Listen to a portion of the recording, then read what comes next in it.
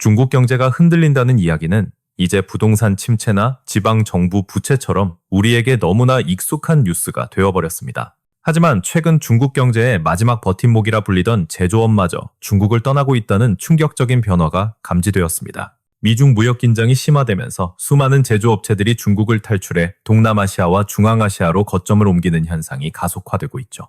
노동력이 많이 필요한 산업은 동남아로, 에너지가 중요한 산업은 중앙아시아로 향하며 지도가 새롭게 그려지고 있습니다. 심지어 일부 중국 기업주들은 외국 여권을 취득해 해외에 거주하며 원격으로 자국 공장을 관리하는 기이한 풍경도 연출됩니다.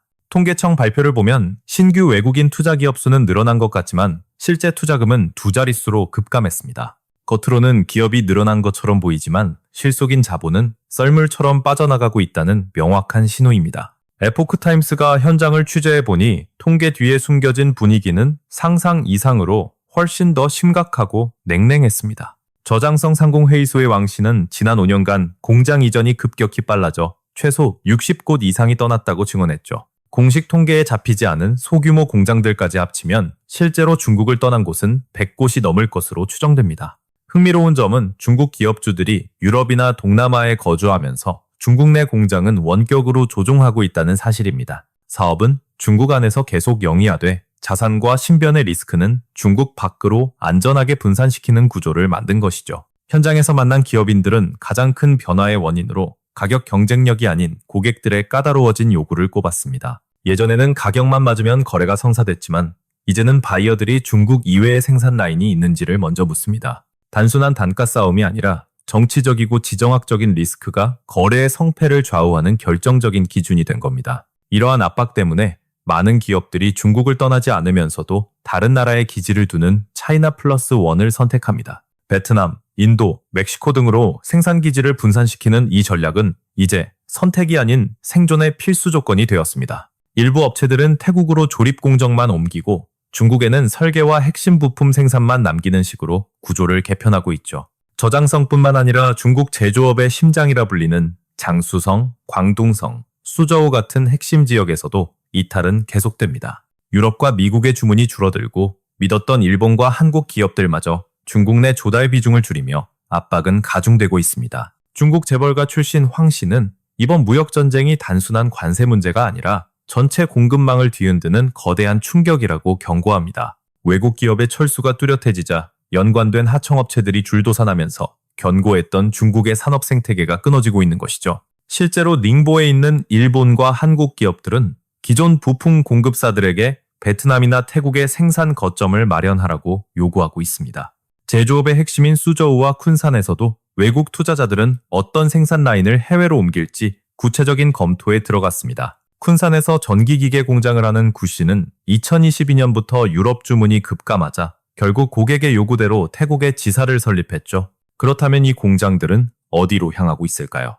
동남아시아에서 가장 뜨거운 목적지는 단연 베트남입니다. 섬유, 전자제품 조립, 생활용품, 신발 생산 등 노동 집약적인 산업들이 대거 베트남으로 이동해 둥지를 틀고 있습니다. 하지만 베트남 현지에서는 조립 인력은 구할 수 있어도 핵심 장비를 다루는 기술은 여전히 중국 엔지니어들에게 의존하고 있죠.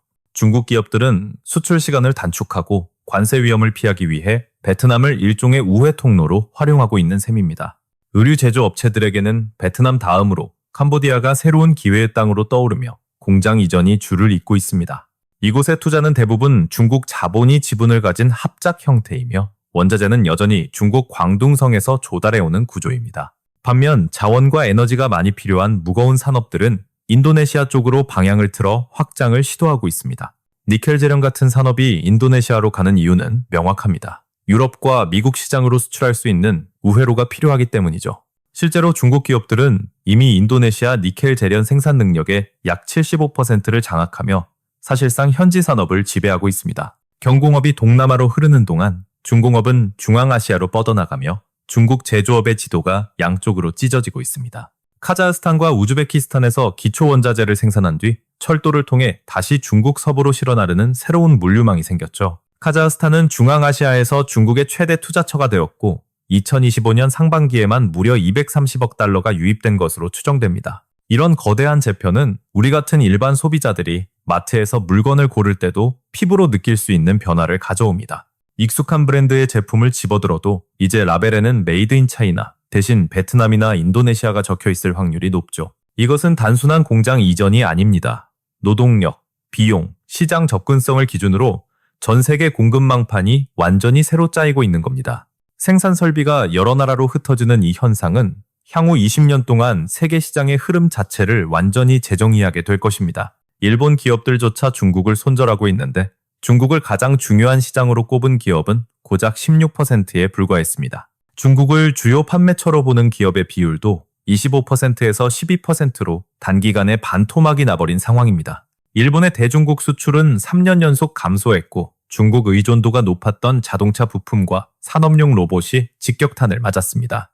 중국 내 신차 시장에서도 일본 브랜드 점유율은 10% 초반으로 곤두박질 쳤고 그 자리는 중국 토종 브랜드가 잠식했습니다. 위기감을 느낀 도요타, 혼다, 스즈키 같은 기업들은 이제 중국 대신 인도를 새로운 거점으로 삼아 대규모 투자를 쏟아붓고 있죠. 글로벌 공급망이 중국 밖에서 재편되는 동안 중국 내부, 특히 혁신의 상징이었던 선전의 풍경은 암울하기만 합니다. 외자 기업들이 빠져나가면서 공장 문은 닫혔고 실직자들이 광장에서 노숙하며 일자리를 구하는 모습이 일상이 되었습니다. 대만 기업의 절반 이상이 중국 철수를 고려 중이며 인건비 상승과 정책 불신이 그 주된 이유로 지목됩니다. 일부 기업은 자산 회수가 까다로운 규제 탓에 야반 도주하듯 몰래 짐을 싸서 철수하는 극단적인 선택까지 하고 있습니다.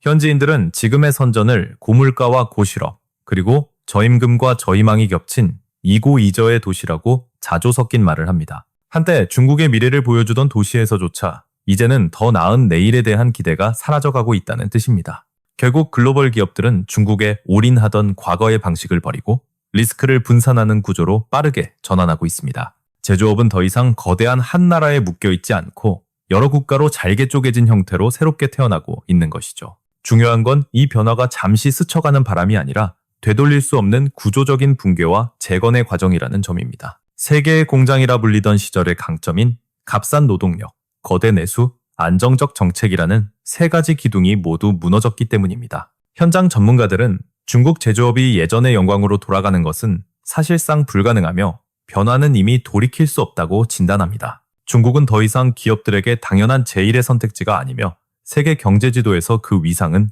예전과 같지 않을 것입니다. 중국을 떠나는 공장들과 그 빈자리를 채우며 중국 밖에서 다시 짜이는 새로운 세계의 생산지도. 이 거대한 재편의 흐름 속에서 과연 우리는 어떤 기회를 잡고 어떤 위험에 대비해야 할까요?